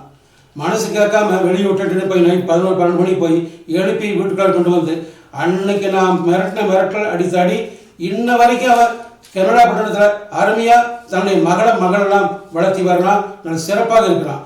இன்னைக்கு அன்னைக்கு நான் கொடுத்த கொடுப்பு கண்டிப்பு இன்னைக்கு ஆல் ஓவர் வேர்ல்டு வெள்ளைக்காரர்கிட்ட சர்வசாதாரண சரளமாக பேசுகிறான். எந்த ஊருக்கு போனாலும் ஆங்கிலத்தில் சரளமாக பேசுவேன். வெள்ளைக்காரருக்கு ஈக்குவலாக பேசக்கூடிய அளவுக்கு எனக்கு நாலேஜ் குறைவு. நான் அதை ஒத்துக்கணும். நான் என்னுடைய பிள்ளைகள் உயர்வாக இருந்து பிள்ளைகள் வளர்ந்து பிள்ளைகள் நல்லா வளர்ந்து வாழ்றது அதுதான் சந்தோஷம் பெற்றவர்களுக்கு. நான் அப்படி பிள்ளைகளை அடித்து தான் வளர்க்கணும். கண்டிப்பாக தான் வளர்த்தினேன். கடுக்கடுத்து தான் இருப்பேன். ஆனால் உள்ளத்தில் அன்பு இருக்கும். ஆனால் உள்ளத்தில் கொஞ்சம் வளர்த்தா பாதாளத்துக்கு போயிடுவாங்க. என்னோட பிள்ளை வளர்ப்புல பையனாகட்டும் பிள்ளையாகட்டும் அவர்கிட்ட நான் கண்டிப்பை காட்டினதுனால அந்த கண்டிப்பு இன்னைக்கு அவருடைய வாழ்க்கைக்கு நல்ல அருமையான ஒரு உயர்வை தந்தது. நல்ல எதிர்காலம் இருக்குது. சிறப்பாக வாழ்கிறார்கள், பெருமையாக வாழ்கிறார்கள், குறையில்லாமல் வாழ்கிறார்கள். அவருடைய பிள்ளைகளும் கிராஜுவேட் ஆக்கியிருக்காங்க. நல்ல விதமாய் இவர்களை நான் படிக்க வச்சதை போல அவர்களும் அவருடைய பிள்ளைகளை படிக்க வைக்கிறாங்க. கடனே இல்லாமல் அவர்களும் வாழ்கிறார்கள். நான் கடனே இல்லாமல் நான் இருக்குதுன்னு செலவு பண்ண மாட்டேன், இல்லைன்னு தரித்திரமாக இருக்க மாட்டேன். அந்த கொள்கை அவர்களுக்கு இதுவரையும் என்னுடைய கொள்கையில் சம்பாதிக்கணும். என்னுடைய வாழ்க்கையில் நான் கடைபிடித்தது வரவு எவ்வளவு, என்னுடைய வரவு நான் எனக்கு எவ்வளவுங்கிறது என் மனைவிக்கு தெரியும். என்னுடைய மனைவியுடைய வரவு எவ்வளோன்னு எனக்கு தெரியும். 2 பேருடைய வரவையும் என் மனைவி 10 பைசா கூட செலவு பண்ண எங்கிட்ட பண்ணுறது என் மேலே நம்பிக்கை. அவர் அத்தாங்கிட்ட கொடுத்தா ஹஸ்பண்ட்கிட்ட கொடுத்தா அது பாதுகாப்பாக இருக்கிறாரு. அவர் பீடி சிகரெட்டோ அல்லது தண்ணியோ அல்லது ஊர் சுற்றுறதோ வெட்டி செலவு செய்ய மாட்டேன். என் மேலே நம்பிக்கையை நான் அடைஞ்சிருக்கிறேன். ஆகையினால எங்களுடைய வரவு செலவும் கூடிய மாதிரி உள்ளது. நான் என்ன செலவு செய்கிறேன் என்ன சேமிக்கிறதுன்னு தான் உங்களுக்கு தெரியும். ஆகையினால என்னுடைய வரவுகள் செலவுகளை திட்டம் போடுவோம். ஒவ்வொரு வரவையெல்லாம் ஒரு நோட்புக் போடணும். என்னுடைய வாழ்க்கையில் ஒரு நோட்புக் போட்டு ஒவ்வொரு நாளும் என்ன செலவு செய்தேன், என்ன வரவு வந்துச்சு, இந்த மந்த்தும் கூடிய மாதிரி உள்ளதில் எவ்வளோ பேலன்ஸ், என்னுடைய வரவு சம்பளம் வந்தால் முதல்ல எனக்கு இந்த உயர்வுக்கு காரணம் என்னுடைய சம்பளத்தை முதல் நான் அப்படியே ஆண்டவருக்காக எடுத்து வச்சிருவேன்.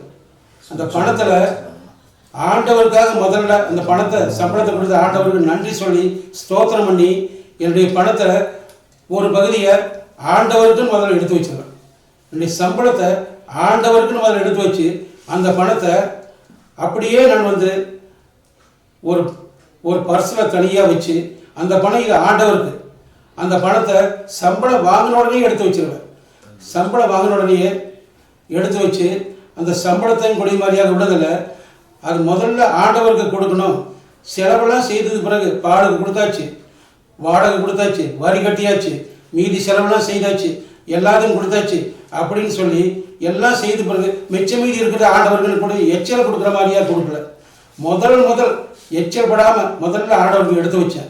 அப்படி செய்ததுடைய காரியம் என்னாச்சுன்னா எனக்கு நல்ல ஒரு வளர்ச்சி தான். மாசமானாக்க சேமிக்கணுங்கிற பழக்கத்தையும் என்னுடைய பழக்க வழக்கங்களில் குழந்தைகளுக்காக சேமிப்பு சிக்கனம் இந்த பழக்க வழக்கத்தினால இதுவரையும் நான் கடனே வாங்கலை. கடன் கொடுக்கக்கூடிய அளவுக்கு இல்லைனாலும் கடன் வாங்காமையாவது இருக்கணும். அப்படிப்பட்ட பழக்கத்தை எனக்கு கொடுத்த தேவனுக்கு நன்றி. நல்லபடியாக என்னுடைய பணியை செய்வதற்கு ஆண்டவர் ஆசீர்வதித்தார். நன்றி.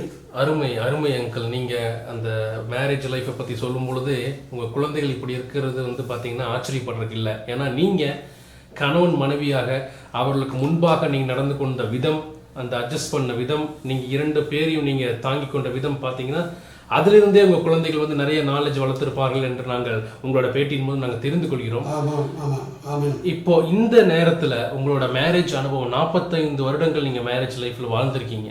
இந்த 45 வருடங்களுக்குள்ள உங்களுக்கும் ஆன்ட்டிக்குள்ள நடந்த ஏதோ ஒரு சில சுவாரஸ்யமான விஷயங்கள் ஏதாவது இருக்குங்களா? இருந்தால் சொல்ல முடியுமா? சுவாரஸ்யம் என்று சொன்னாக்கா சிலர்கள் ஓப்பன் தான். எங்களுக்குள்ள இந்த ஒளிமறைவு இல்லை. ஒளிமறைவும் குடிமறியாக செய்து அவங்களுக்கு ஏமாற்றிக்கிட்டு அல்லது அவங்களை ஏமாற வச்சுக்கிட்டு அல்லது அவங்களும் என்னை ஏமாற வச்சுருந்தாக்கா அந்த மாதிரி எதோ இருக்கும். ஆனால் யதார்த்தமாக இருக்கிற ஓப்பனாக ஃப்ராங்காக இருந்ததுனால எந்த காரியமாக இருந்தாலும் கூட நாங்கள் பகிர்ந்துக்கிறதுனால எங்களுக்கு வேறு எந்த வெடிப்புகளும் வரல, சண்டைகள் வரல, கோபதாபங்கள் வரல, பழி வாங்கிறது வர்மமெல்லாம் வரல. அந்த வர்மம் கோபதாபம் வராத அளவுக்கு நாங்கள் அப்படியே ஆண்டவர்களை ஒவ்வொரு நாளும் அனுதினமும் குடும்ப ஜெபம் ஜெபிப்போம். ஒவ்வொரு நாளும் மாலையில் எல்லாரும் குடும்பமாக சேர்ந்து ஜெபிப்போம். எங்களுடைய அந்த நாள் பிரச்சனை முழுவதையுமாக ஆண்டவர் பாத்திரம் ஒப்படைக்கிற போது அதான் சுவாரஸ்யம். ஆண்டவர் பாத்திரம் அன்றன்றைக்கு குழந்தைகளுடைய காரியங்கள், கல்வியினுடைய காரியங்கள், எங்களுடைய பணித்தளத்தில் வரக்கூடிய போராட்டங்கள், இவை எல்லாவற்றையும் நாங்கள் ஆண்டவர் பாத்திரம் வச்சு எங்களுடைய ஒவ்வொரு ஆசீர்வாதத்தையும் ஆண்டவருடைய பாத்திரம் நனைந்து தேவனுடைய ஆசீர்வாதம் நனைந்து ஒவ்வொரு காரியத்தை நாங்கள் செய்கிறதுனால சுவாரஸ்யங்கிறது வெற்றி தான். எங்களுக்கு அநேக பொறாமைகள் போட்டிகளாக வரும், கோல் சொல்லுதான் வரும், காய்மகாரம் வைத்தறிச்சல்லாம் வரும். எங்களுடைய மனைவியுடைய அலுவலகத்திலையும் கூட அவர்கள் உண்மையாக நேர்மையாக இருக்கணுங்க கூடியதுக்கு அநேக போட்டிகள். ஏன்னா அவங்க அரசு துறையில் இருந்தவங்க, நான் தனியார் துறையில் இருந்தேன். அப்படிப்பட்ட துறையில் இருந்ததுனால அவர்கள் ஒரு சுவாரஸ்யம் சொன்னாக்கா நான் ரிட்டையர்மெண்ட் ஆகிற போது அவர்களும் என்னை கேட்டாங்க, ஏங்க நான் இதுவரையும் 30 வருஷம் நல்லதாக வேலை செய்தாச்சு, இன்னொரு 3 வருஷம் இருக்குது, இனி பணி செய்தால் எனக்கு கெட்ட பேர் உண்டாயிடும். அலுவலகத்தில் அநேக இடர்கள்லாம் பண்ணுறாங்க, அந்த இடர்கள் கெடுதல்களும் கூடிய மாதிரியே விட கெட்ட பேர் வாங்கிட்டு நான் நிற்கிறதுக்கு பதிலாக நான் இப்போவே நின்றுக்கிறேன்னு கேட்டாங்க. பணம் பெருசு இல்லை, நம்முடைய சந்தோஷம் தான் பெருசு. அப்படிங்கிறதுனால 3 ஆண்டு சம்பளமே அவங்களுக்கு 3 ஆண்டுகள் பணி இருக்குது, வேண்டாம், நான் ரிட்டையர்மெண்ட் ஆகிற போது அவங்களும் விஆர்எஸ் கொடுக்குறேன்னு கேட்டாங்க. சரி பரவாயில்லை, ஏன்னா மகளுடைய திருமண காரியங்கள் முடிஞ்சது, மகளுடைய திருமண காரியம் முடிஞ்சது, தலைப்பிரசவம் முடிஞ்சது, அவங்களுக்கு செய்யக்கூடிய காரியங்கள்லாம் முடிஞ்சது. இனி நாங்கள் ரிட்டையர்மெண்ட், நான் ரிட்டையர்மெண்ட் ஆகிறோம், அவங்களும் ரிட்டையர்மெண்ட் ஆகிட்டாங்க. ஏன்னா பணம் வேணும்னாக்கா இன்னும் 3 வருஷம் வேலை செய்யலாம். பணத்தை பெருசாக போய்க்கல, தேவனுடைய சமாதானம், கிருபை, மன அமைதி, அந்த அமைதியோடு இருந்ததுனால ரிட்டையர்மெண்ட் எங்களுக்கு பிரச்சனையும் கூடிய மாதிரியாக நாங்கள் ஆகிட்டோம். அவங்களையும் அதே மாதிரியாக ரிட்டையர்மெண்ட் ஆகிறேன்னு கேட்டால் பரவாயில்லை, விஆர்எஸ் எழுதி கொடுத்தோம். நன்றிங்க, அருமை அருமை. இந்த சுவாரஸ்யமான விஷயங்களை சொன்னதுக்காக நன்றி. இந்த விஷயங்கள் கூடவே பார்த்தீங்கன்னா நாங்கள் இன்னொரு கேள்வி கேட்கலான்ட்டு இருந்தோம். தம்பதிகளுக்கு நீங்கள் சொல்லக்கூடிய அறிவுரை என்ன வேண்டுமென்று, அது நீங்கள் சொன்னதுலேயே நிறைய தம்பதிகள் அவங்க லைஃப்பில் இப்போ அவங்க ஃபேஸ் பண்ணிட்டு இருக்க ஒவ்வொரு விஷயங்களையும் நீங்கள் சொன்ன விஷயங்கள் மூலமாக அவங்க தெரிந்து கொள்வார்கள். அந்தந்த பிரச்சனைகளை நீங்கள் எப்படி அந்த பிரச்சனைகளை சால்வ் பண்ணீங்களோ அதே போல் இப்போ இருக்கிற தம்பதிகளும் சால்வ் பண்ணி எதிர்காலத்தில் அவங்களோட குழந்தைகளும் மேலும் மேலும் நல்ல வளர்க்கக்கூடிய, படிக்க வைக்கக்கூடிய சூழ்நிலையை ஒரு இன்ஸ்பிரேஷனாக நீங்கள் சொல்லியிருக்கிறீங்க. அடுத்ததாக ஐயா, இப்பொழுது இன்னொரு கேள்விங்க. ஒரு மனிதனாக பிறந்தால் 2 பிறப்புகளும் 1 இறப்புகளும் சந்திக்க வேணும் என்று சொல்லப்படுகின்றது. அப்படி பார்த்தீங்கன்னா நீங்கள் பூலோகத்தில் பிறந்த அந்த பிறப்பை பற்றி நீங்கள் ஆல்ரெடி சொல்லிவிட்டீர்கள். இப்பொழுது கிறிஸ்துவுக்குள் பிறப்பு என்ற ஒரு விஷயத்தை நாங்கள் கேட்கிறோம். நீங்கள் பூலோகத்தில் பிறந்தாலும் கிறிஸ்துவுக்குள் எப்போ பிறந்தீர்கள், அதை பற்றின ஒரு விஷயங்கள் நீங்கள் சொல்லுங்களேன். கிறிஸ்துவுக்குள் பிறந்ததுங்கிறது கிறிஸ்துவ குடும்பத்தில் தான் பிறந்தோம். கிறிஸ்துவ குடும்பத்தில் தான் பிறந்தோம், கிறிஸ்துவங்கிற முறையாக தான் அங்கே இருந்தோம். ஆனால் கிறிஸ்துவுக்குள்ளும் குடிமறியை பிறக்கிறதுங்கிற ஒரு பிறப்பு இருக்குதுங்கிறது சத்தியத்தை வாசிக்கிற போது தான் தெரிஞ்சு, வேதத்தை வாசிக்கிற போது தான் தெரிஞ்சு. ஆண்டவராக இயேசு கிறிஸ்து அவருடைய வாழ்க்கையில், அவருடைய வரலாறுல, வேதாகமத்தில் அவர் எப்படி வாழ்ந்தார், அவர் எப்படி மறுபிறப்புங்கிறது எடுக்கணுது நீதியும் தகுதியுமானது என்று அவர் யோர்தானில் ஞானஸ்நானம் பெற்றாங்கிறதை பார்த்து அந்த வேதத்தில் இருக்கக்கூடிய அந்த சத்தியத்தை உணர்ந்ததுனால நாங்களும் ரட்சிக்கப்பட வேண்டும் என்று குடும்பமாக ரட்சிக்கப்பட்டோம். நான் மட்டும் இல்லை, என் மனைவி மட்டும் இல்லை, என்னுடைய பிள்ளைகளையும் கேட்டு கட்டாயப்படுத்தலை. அவரும் ரட்சிக்கப்படணும், ஆண்டவர்களை வரணுங்கக்கூடிய மாதிரியா ரட்சிக்கப்படுவதற்கு 1994 94 இருந்து நாங்கள் ரட்சிக்கப்பட்டு குடும்பமாக இணைந்து வேதம் வாசிப்போம். ஒவ்வொரு நாளும் இந்த வேதத்தை வாசித்து வேதத்தில் நாம் வந்து இன்பம் காண்றதுல இந்த ஜெபிக்கிறதுல ஒரு சில அற்புதங்கள் நடந்ததையும் கூட நான் பகிர்ந்துக்கிட்டால் உங்களுக்கு நல்லா இருக்குங்கிறத நான் விரும்புகிறேன். என்னென்றால் நாம் நினைக்கிறோம் நாம் ஜெபிக்கிற போது நாம் ஜெபிக்கக்கூடியதில் நமக்கு தேவன் ஆண்டவர் நமக்கு அற்புதத்தை செய்கிறாருங்கிறது நம்ம உணர்றதில்லை. ஒரு 2-3 சம்பவத்தை சொல்லி அந்த சம்பவத்தினால ஆண்டவர் நம்ம கூட இருக்கிறாரு, நம்ம கூட இருந்தார், நமக்கு செய்தாருங்கிறத நான் நிறைய உணர்ந்திருக்கிறேன். ஒரு முறை அதிகாலையில் நான் வந்து 4 மணிக்கெல்லாம் ஜெபத்தில் உட்காந்துருவேன். 4 மணிக்கு இருந்து தசம நேரம் 10 பங்கு நேரத்தை செலவு செய்யணும்னு 2.5 மணி நேரம் 2.5 மணி நேரம் அதில் காலையில் 6:15 வரைக்கும் டியூட்டிக்கு போகக்கூடிய முன்னாடி ஜெபத்தில் இருப்பேன். அப்படி ஜெபத்தில் இருக்கிற போது ஒரு சமயம் என்னைய டிஸ்டர்ப் பண்ண மாட்டாங்க, கதவை சாத்திக்குவேன். கதவை தாடிட்டு ஜெபம் பண்ணுங்கிற மாதிரியாக நான் வெளியே மற்றதை மாலையில் குடும்பமாக ஜெபிப்போம், காலையில் தனியாக ஜெயிப்பேன். ஏன்னா மனைவி வைக்க முடியாத சமையல் வேலையை மட்டும் தான் செய்வாங்க. இப்படி ஜெபிச்சுக்கிட்டு இருக்கிறது ஒரு நாள் இந்த வீட்டுக்கு ஒரு பாத்திரங்கிற மாதிரியா இந்த பீங்கான் கப்பு அப்படின்னு உப்பு போடக்கூடிய இந்த பீங்கான் ஒரு முறை வந்தேன். அந்த பீங்கான் வந்து அந்த சமயத்தில் அந்த பீங்கான் வாங்கணும், உப்பு போடுறதுக்கு வேணும்னு என்னை வந்து கதவை தட்டி எழுப்பு வந்தாங்க. ஜெப நேரமாச்சு இந்த நேரத்தை தொந்தரவு பண்ணுறீங்கன்ட்டு கொஞ்ச நேரம் ஐயா ஜெபத்தில் இருக்கிறாரு, கொஞ்ச நேரம் ஆகணும் அப்படின்ட்டு. சரி கொஞ்ச நேரம் எவ்வளோ நேரம் நீ அந்த பக்கத்தில் தான் போயிட்டு வந்தாங்க. போயிட்டு வந்த பிறகு நான் ஒரு பீங்கான உப்பு ஜாடி வாங்கினேன். என்னாச்சுனாக்க நம்ம ஜெபிக்கிறவங்களுக்கு ஆண்டவர் கொடுக்கக்கூடிய அற்புதம் என்ன, எனக்கு தான் இருக்கிறது ஒவ்வொரு ஜெபிக்கிற மக்களுக்கும் இந்த நேயர்கள் ஒவ்வொருவருக்கும் எனக்கு கிடைச்ச இந்த அற்புதம் உங்களுக்கு மட்டும். நான் ஒரு பிரத்யேகம் இல்லை, நாம் எல்லாருமே ஒன்று தான். நான் கேட்டால் கிடைக்கிற மாதிரி நீங்கள் கேட்டாலும் கிடைக்கும். அந்த பீங்கான்காரர் வந்தார், என்னப்பா இதோ வாங்க ஒரு பொருள், ஒரு பீங்கான் உப்பு போடுற பாத்திரம் வாங்கிட்டேன். வாங்கிட்டு நான் வந்தாச்சு, அன்றைக்கி டியூட்டிக்கு போயாச்சு. இவரும் விற்று போட்டு போயிட்டார். மறுநாள் காலையிலையும் வந்துட்டார். மறுநாள் காலையிலையும் அதே மாதிரி பீங்கான் வந்து திரும்பி வீட்டு முன்னாடி நின்றுட்டு எங்கள் வீட்டுக்காரம்மாக்கிட்ட ஐயா கூப்பிடுங்க, ஐயா வேணுங்க. ஐயா ஒன்றும் வேண்டாங்கய்யா, நேற்றே வாங்கியாச்சு. இல்லை ஐயா பார்க்கணும். எதுப்பா ஐயா ஜெபத்தில் எவ்வளோ நேரம் ஆனாலும் பரவாயில்லைங்க, திரும்பி பார்க்கணுன்ட்டு. திரும்பி நான் ஜெபமெல்லாம் முடிஞ்சு வந்ததுக்கு பிறகு என்னை பார்த்தாப்புல. பார்த்துட்டு திரும்பி ஐயா ஏதாவது வாங்குங்க. ஒன்றும் வேண்டாம்ப்பா, நேற்று வாங்கியாச்சு. இல்லைங்க வாங்குங்க. ஏன்ப்பா இன்றைக்கி வாங்கன்னு வர்ற? இல்லைங்கய்யா, நேற்று நீங்கள் வந்தீங்க, நீங்கள் வந்து ஒரு பாத்திரம் வாங்கினீங்க, நான் வீட்டுக்கு போகிற எல்லா பாத்திரமும் விற்று போயிடுச்சுங்க, எல்லா பொருளும் விற்று போயிடுச்சு உங்கள் கையால் வாங்கினதோட. அது நான் சொன்னேன், இதப்பா நான் ஒரு மனுஷனை நம்பாத.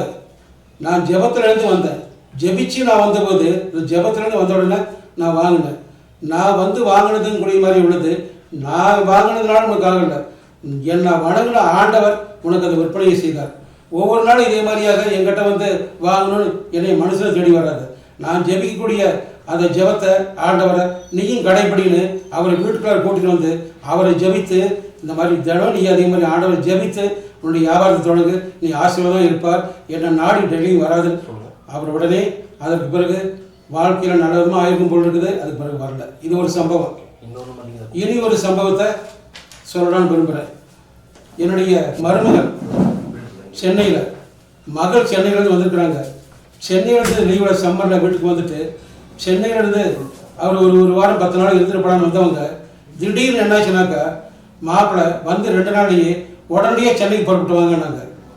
சென்னைக்கு புறப்பட்டு வர்றதுனாக்கா இன்றைக்கி இருக்கக்கூடிய காலகட்டத்தில் ரயில்வேயில் டிக்கெட்டெல்லாம் எடுத்து போகிறது, அந்த 5-6 பேருக்கு பஸ்ஸுக்கு டிக்கெட் எடுத்து ரிசர்வ் பண்ணி போகிறதுங்கிறது உடனடியாக ஒரே சமயத்தில் போகிறதுனா அநேக சிரமங்கள் இருக்குது. நான் ஜெபத்தோட அன்றைக்கி போய் ஸ்டேஷனில் என்ன பண்ணுறது, திடீர்னு வர சொல்கிறாங்களே அப்படின்னு இந்த 1-2 நாள் புறப்பட்டு வாங்கன்னு சொல்லி அவங்க சொன்னதுனால ஸ்டேஷனில் போய் ஜெபம் பண்ணிவிட்டு அந்த கவுண்டரில் போய் டிக்கெட்டை ரிசர்வேஷனுக்கு போகிறேன். டிக்கெட் இல்லைங்க, இல்லை கோவை எக்ஸ்பிரஸ்லேயும் இல்லை, ப்ளூ மவுண்ட்லையும் இல்லை, சேரன் இல்லை, எதுலேயுமே இல்லைன்னு சொல்லிட்டாங்க.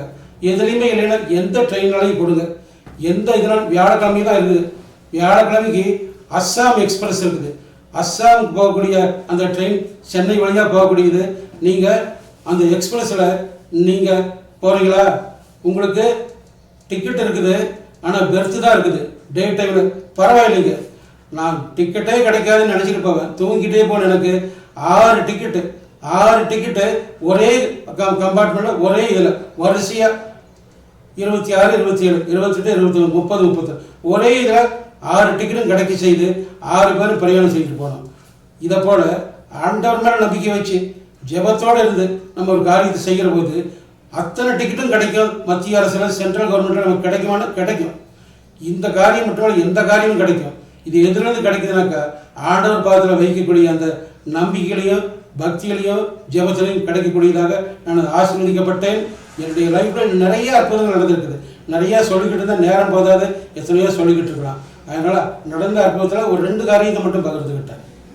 ஐயா ரொம்ப சந்தோஷம். நீங்கள் கேர் டிவி நேயர்களுக்கு உங்களுடைய தனிப்பட்ட வாழ்க்கை, உங்கள் குடும்ப வாழ்க்கையை நீங்கள் அதிகமாக பகிர்ந்து கொண்டீர்கள். உங்கள் நினைவுகளுக்கெல்லாம் இன்னைக்கு மக்களுக்கு முன்பதாக நீங்கள் வைத்திருக்கிறீங்க. கிறிஸ்தவ பிறப்பு ரொம்ப அழகாக சொன்னீங்க. ஏன்னா இந்த உலகத்தில் பிறந்த ஒவ்வொரு மனுஷனுக்கும் கிறிஸ்துவுக்குள்ள பிறக்க வேண்டும் என்று வேதம் அதிகமாய் வலியுறுத்துகிறது. அப்படிப்பட்ட நல்ல ஒரு கிறிஸ்தவ வாழ்க்கையில நீங்க 26 வருஷம் உங்களுடைய அனுபவம் அது மிகவும் முக்கியத்துவம் வாய்ந்தது. ஏன்னா இன்னைக்குலாம் இயேசு ஏற்றுக்கொள்றவங்க கொஞ்ச நாள்லயே பின்மாறி போயிடுறாங்க, ஆண்டவரை விட்டு விடுறாங்க. நீங்க தொடர்ந்து 26 வருஷமா நீங்க ஆண்டவரோடு கூட இருக்கிறது உண்மையிலே அது மிகுந்த மகிழ்ச்சிக்குரிய ஒரு காரியமாக இருக்கிறது. எனவே இந்த நிகழ்ச்சி மூலமாக ஆண்டவங்க வாழ்க்கையில பெரிய காரியங்களை ஆண்டவர் நிச்சயமாய் செய்வாராக. இப்பொழுது ஆவிக்குரிய வாழ்க்கையில இந்த கேர் டிவி நேயர்களுக்கு அல்லது உங்களுடைய பிள்ளைகளுக்கு அல்லது மற்ற விசுவாச குடும்பங்களுக்கு அல்லது ஊழியர்களுக்கு நீங்க ஏதாவது சொல்ல விரும்பக்கூடிய ஒரு 3 காரியங்கள் நீங்க இதுவரைக்கும் இந்த பேட்டியில சொல்லாதது ஏதாவது இருந்துச்சுன்னா நீங்க பகிர்ந்து கொள்ள விரும்பினா நீங்க இப்ப நாங்களாம் கேட்பதற்கு ஆயத்தத்தோடு கூட இருக்கிறோம். ஆவிக்குரிய வாழ்க்கையில இன்னும் தேவனுக்காக என்னென்ன செய்யணும் அப்படிங்கறது நீங்க ஏதாவது சொல்ல விரும்புறீங்களா ஐயா? சொல்றது ஆவிக்குரிய வாழ்க்கையில ஆண்டவர் செய்த நன்மைகளுக்கு நம்ம எவ்வளவு செய்தாலும் தகும். ஆண்டவர் செய்த ஜீவனை கொடுத்தவர் அவர், வருமானத்தை கொடுத்தவர் அவர், வாழ்க்கையை கொடுத்தவர் அவர். படுத்தா எந்திரிக்குமோ தெரியாது, அடுத்த வினாடி நம்ம இருக்குமோ தெரியாது. ஆனால் கொடுத்த தேவனுக்கு ஆண்டவனுக்கு கொடுத்து கடனாளியானவங்க யாருமே இல்லை. தேவனுக்கு கொடுத்து பிச்சைக்காரனானவங்க யாருமே இல்லை. ஆண்டவருடைய ஸ்தானாதிபதியாக இருக்கக்கூடிய ஊழியர்களை நாம் குறை சொல்லக்கூடாது, குற்றம் கண்டுபிடிக்கக்கூடாது. ஊழியர் செய்யக்கூடியவர்கள்கிட்ட எத்தனையோ குறை இருக்கலாம். அவங்களும் மனுஷன் தான், அவங்களும் பெரிய தெய்வம் இல்லை. ஏன்னா நம்மை போல ஆண்டவருக்காக அர்ப்பணிக்கப்பட்டு ஊழியம் செய்கிறார்கள். ஊழியத்தை செய்யக்கூடிய அவர்களும் நம்மை போல குடும்பத்திலிருந்து போனவர்கள் தவிர ஹெவன்கள் அப்படியே குதிச்சு வந்தவர்கள் இல்லை. ஆகவே நம்மளுடைய யோசனைகள் ஆலோசனைகளை நம்ம ஊழியக்காரர்கிட்ட பகிர்ந்துக்கலாம். நம்மால் இயன்ற உதவிகளை செய்யலாம். பொருளாதாரத்தில் மட்டுமல்ல, அவர்களால் நம்ம ஆலோசனையின் மூலமாக செய்யலாம், நம்மளுடைய உடல் உழைப்பு மூலமாக செய்யலாம். அவர்களுக்கு முடிஞ்ச வரையும் நம்ம செய்யக்கூடிய உதவிகள் அநேக காரியங்கள் அவருக்காக ஜெபிக்கலாம், அவர்களோட ஒத்துழைக்கலாம். நாம் எதுவுமே செய்யலையா அமைதியாக இருக்க வேண்டும். அவர்கிட்ட வம்பு பண்ணிட்டோ பொருளை பேசிக்கிட்டோ அவங்களுக்கு எதிராக ஒரு கழகத்தை ஊட்டிக்கிட்டோ இருந்தால் இது அவங்களுக்கு செய்யக்கூடிய விரோதம் இல்லை. அவரை கேட்கக்கூடிய கேள்வி கேட்கக்கூடிய அவரை தண்டிக்கக்கூடிய வினவக்கூடிய தேவன் அவர் கேட்பார். அவர் கேட்கக்கூடிய அவர் கண்டிக்கக்கூடியவர் அவர் இருக்கிற போது அவர் குந்தகமாக நம்ம செய்தால் அந்த பாவமெல்லாம் நம்ம சேரும். ஆகவே இந்த தேவ ஊழியர்களுக்கு இந்த தேவ மனுஷர்களுக்கு இயன்றதை நாம் ஆலோசனை கொடுக்கணும். பொருளாளரும் செய்யலாம், உடல் உழைப்பாளர் செய்யலாம், ஆலோசனைகள் செய்யலாம், முடிந்ததை செய்யலாம். ஒன்றுமே செய்யலையா தொந்தரவு பண்ணாமையாவது இருந்துடணும், அடுத்தவங்களை கெடுக்காமையாவது இருந்துடணும், நம்மளுடைய வாயினால் புண்படுத்தாமல் இருக்கணும். இதுதான் என்னுடைய தாழ்மையான ஒரு அன்பான நேயர்களுக்கு நான் பகிர்ந்தக்கூடிய கேட்கக்கூடிய நேயர்கள் யாரும் நான் ரொம்ப உயர்ந்தவன் இல்லை. இங்கே உட்காந்து நான் பேசிக்கிட்டு இருக்கிறேன் என்றால் நான் பேசுகிறேன் பெரிய மனுஷன் கிடையாது, கேட்குறவங்கள ஒன்றும் தெரியாதவங்க இல்லை. என்னோட திறமையிலவர்கள் நிறைய பேர் இருப்பீங்க. ஆனால் எனக்கு ஒரு திறமை இருக்குதுனாக்கா என்ன திறமை என்றால் 76 ஆண்டுகள் முடிக்கக்கூடிய சித்தத்தை வைத்தார். 76 ஆண்டுகள் நான் வாழ்ந்தேனாக்கா அது சாதாரண காரியம் இல்லை. அந்த 76 ஆண்டுகளில் எனக்கு கிடைத்த அநேக நன்மைகள் இன்னும் சொல்லி முடியாது. அத்தனை நன்மைகளை பெற்ற நான் என்னுடைய அன்புகளை சொல்கிறதுக்கு எனக்கு கிடைச்ச ஒரு பாக்கியம் உண்மையிலேயே பெரிய பாக்கியம்தான். இந்த வகையிலே உண்மையிலேயே நான் பெரியவன் என்று நினைக்கிறதுல ஒரு சந்தோஷப்படுறேன். ஏன்னா எந்த காலத்தை மட்டும் தலைகாலம் மட்டும் வந்துடக்கூடாது. நான் இதை வந்துட்டேன், இதை பண்ணிட்டேன், இதை சாதிச்சிட்டேன், இதை நான் கொடுத்துட்டேன், இது எல்லாம் பண்ணிட்டேன் அப்படின்னு என்னைக்கு மேட்டுமை வருகிறதோ அன்னைக்கு அடுத்து நான் தாழ போகிறோம், கீழே உலக போகிறோம்னு அர்த்தம். ஆகவே மேட்டுமை இருக்கக்கூடிய தாழ்ச்சியை நாம் கடைபிடிக்கக்கூடிய ஒரு பண்பை நாம் கடைபிடிக்க வேண்டும் என்பதை இந்த வேளையிலே என்னுடைய சக குடும்பத்தாருக்கு, சகோதர சகோதரிகளுக்கு, என்னுடைய நல்ல அருமையான ஊழியக்காரர்களுக்கும் அன்பை பகிர்ந்து கொள்கிறேன். கருத்துக்களை நான் சொல்லிக்கொள்ள விரும்புகிறேன். நன்றி ஐயா, ரொம்ப அருமையாக சொன்னீங்க. ஏன்னா இந்த கேள்விக்குண்டான பதிலையே உங்களுடைய ஆவிக்குரிய முதிர்ச்சியை நாங்கள் பார்க்க முடிகிறது. நான் இந்த நேரத்தில் அருமையான இயேசு அழைக்கிற ஸ்தாபகர் டாக்டர் டி.ஜி. தினகரன் அவர்களை நான் நினைவுகூறுகிறேன். ஏனென்றால் அவர்கள் ஊழியக்காருக்கு ஒரு 3 காரியங்களை சொன்னாங்க. உங்கள் ஊழியம் வளரணும்னா இதை நீங்கள் ஃபாலோ பண்ணுங்கன்ட்டு. அதில் அவர் முதல் பாயிண்ட் சொன்ன காரியம் என்ன தெரியுங்களா? முதலாவது ஸ்டேஜில் யாரையுமே குறை சொல்லாதீங்க அப்படின்னு சொல்லி டி.ஜி. தினகரன் ஐயா சொல்லியிருக்காங்க. நான் ஊழியக்கார கூட்டத்துக்கு போகும்போது அதை நான் கேள்விப்பட்டிருக்கேன். அது மாத்திரமல்ல, இயேசு அழைக்கிறவனுடைய நிறைய நிகழ்ச்சிகள் நான் பார்த்துருக்கிறேன். அருமையான டி.ஜி. தினகரன் அவர்கள் கர்த்தருடைய வார்த்தையை பகிர்ந்துக்கும் போது யாரையுமே குறை சொல்ல மாட்டாங்க. அதை நான் பார்த்துருக்கிறேன். எல்லாத்தையும் என்கரேஜ் பண்ணுவாங்க. ஆண்டவர் அறிஞ்சுக்கிட்டாலும் சரி, அறிஞ்சுக்கிட்டாட்டையும் சரி, அவங்க சொல்ற பேரெல்லாம் பார்த்தீங்கன்னா ஆண்டவர் அறியாத பேராக தான் இருக்கும். நல்லா எல்லாத்தையும் உற்சாகப்படுத்தி பேசுவாங்க. ஸோ அந்த ஒரு தெய்வீக குணம் உங்க லைஃப்ல ஆவிக்குரிய வாழ்க்கையில் இருப்பதை பார்த்து நாங்க உண்மையிலே கேடிவி சார்பாக உங்களுக்கு நான் வாழ்த்துக்களை தெரியப்படுத்திக் கொள்கிறேன். அது மாத்திரமல்ல, நீங்க 2வது பதிவு நீங்க சொன்னீங்க மேட்டுமே நமக்குள்ள இருக்கக்கூடாதுன்னு சொல்லிட்டு. நாங்க உங்களை கண்ணார பார்த்து கொண்டு இருக்கிறோம் அநேக வருடங்களாக. நாங்க உங்களோடு கூட ஒரு 25 வருஷமா நாங்க டிராவல் பண்ணிட்டு இருக்கிறோம். ஆனா நீங்க உங்களுடைய படிப்பை பத்தியோ வேலையை பத்தியோ எதை பத்தியுமே பெருமை பாராட்டாம அடிக்கடி நீங்க ஆண்டவருக்கு நன்றி சொல்றதை நாங்க பார்த்துருக்கிறோம். எனவே இந்த 2 குணங்கள் இன்னைக்கு தேவ ஊழியருக்கு ரொம்ப அவசியம். உண்மையிலேயே உங்களுடைய இந்த 76வது பிறந்த நாள்ல நீங்க சொன்ன வார்த்தைகளை நாங்க நிச்சயமாய் ஃபாலோ பண்ணுகிறோம் என்று சொல்லி நாங்க ஒரு தீர்மானம் எடுக்கிறோம். நீங்க அநேக ஊழியர்களுக்கு, அநேக ஆவிக்குரிய பிள்ளைகளுக்கு, அநேக விசுவாச குடும்பங்களுக்கு உண்மையிலே ஆண்டவர் உங்களை ஒரு மாதிரியாய் வைத்திருக்கிறார் என்பதை நினைத்து பார்க்கும்போது உண்மையிலே எங்களுக்கு நாங்க மிகுந்த மற்றற்ற மகிழ்ச்சி அடைகிறோம். இப்பொழுது ஐயா, இன்னொரு கேள்வி உங்களுக்கு நான் கேட்க விரும்புகிறேன். இதுவரைக்கும் நீங்க சொன்ன காரியத்தை விட, இதுவரைக்கும் எங்களோடு பகிர்ந்து கொண்ட ஏரியாக்களை விட இன்னும் நீங்க ஏதாவது கேடிவி நேயர்களுக்கு நீங்க சொல்ல விரும்புறீங்களா? நீங்க நல்லா யோசிச்சு கூட நீங்க சொல்லலாம். அதாவது உங்க தனிப்பட்ட வாழ்க்கையை நீங்க ஷேர் பண்ணீங்க, அதுல ஏதாவது நீங்க மிஸ் பண்ணிட்டீங்களா அப்படின்னு சொல்லி நீங்க என்ன செய்யலாம், சொல்லலாம். அல்லது ஃபேமிலி லைஃப்ல, குடும்ப வாழ்க்கை, ஆண்டியோடு கூட உங்களுக்கு 45 வருஷம் திருமண வாழ்க்கையை ஆண்டு உங்களுக்கு கொடுத்துருக்கிறார். இன்னைக்கெல்லாம் கல்யாணம் பண்றவங்க 1 வருஷம் 2 வருஷம் டைவர்ஸ் பண்ணிட்டு போயிடுறாங்க, டக்குன்னு கோர்ட்டுக்கு போயிடுறாங்க. ஆனா நீங்க 45 வருஷம் கூடவே இருந்திருக்கிறீங்க. உங்க சாட்சி எனக்கு ரொம்ப பிடிச்சிச்சு. எனவே அதை பத்தி நீங்க ஏதாவது மிஸ் பண்ணியிருந்தா நீங்க சொல்லலாம். பிள்ளைகள் வளர்ப்பு ரொம்ப அருமையா பேசுனீங்க.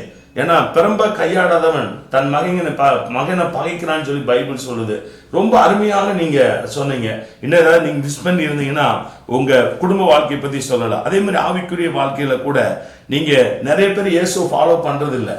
தேவைக்காக தான் ஆண்டவர்கிட்ட வருவாங்க, திடீர்னு போயிடுவாங்க. அப்படி இருக்கும்போது தேவன் உங்களுக்கு எல்லாவற்றையும் கொடுத்து இன்னைக்கு வரைக்கும் நீங்க இயேசுவை ஃபாலோ பண்றீங்க, வேதம் வாசிக்கிறீங்க, சபைக்கு உண்மையா இருக்கிறீங்க. அப்படி இருக்கும்போது இன்னும் நீங்க அதை ஏதாவது மிஸ் பண்ணீங்கன்னா இப்படி ஒரு 3 காரியத்துல ஏதாவது சொல்ல விரும்பினா நீங்க நேயர்களுக்கு சொல்லலாம். அப்படி இல்லை என்றால் நான் உங்களுக்காக ஒரு வசனம் வாசிச்சு கிறிஸ்துவின் கரிசனை ஊழியர்கள் சார்பாக உங்களுக்காக ஜெபிக்க விரும்புகிறேன். ஒரு சில காரியங்களை சொல்றதுக்கு சொல்லிக்கிட்டே இருக்கலாம். தேவன் செய்த நன்மைகளை எவ்வளவு வேணாலும் சொல்லலாம். அது எழுதி முடியாது, சொல்லி முடியாது. நிற்பது நிர்மூலமாக பிறப்பது சுத்த கிருபைன்னு நாம் வாசிக்கிறோம். நாம் உயிரோடு இருக்கிறது தேவன் எத்தனை நாள் வச்சிருக்காரோ அத்தனை நாள் வரைக்கும் நாம் நம்மளுடைய பணியை செய்யணும். பைபிளில் சொல்லியிருக்குது. சங்கீதம் 91 பார்த்தோம்னாக்கா ஆயுள் 70 ஆண்டுகள், பலத்தின் மிகுதியால் 80. அப்போ ஆயுள் 70 ஆண்டுகள்னாக்கா எனக்கு போனஸ் ஆண்டு. இப்போ நான் போனஸில் தான் இருக்கிறேன். 6 வருஷம் எனக்கு போனஸ் வாங்கிட்டேன். இன்னும் எத்தனை ஆண்டுகள் போனஸ்ன்னு தெரியாது. ஆகவே தேவன் நமக்கு கொடுத்துருக்கக்கூடிய இந்த காரியம் தேவனால் கிடைத்தது. இதனால் நான் ரொம்ப பெரியவன், நான் ரொம்ப அறிவுள்ளவன் அப்படிங்கிற மாதிரி மேட்டுமை வந்தால் அடுத்த நிமிஷமாக ஆடல் அவன் காலால் நசுக்கி தள்ளுறதுக்கு வெகு நேரம் ஆகுது. 1.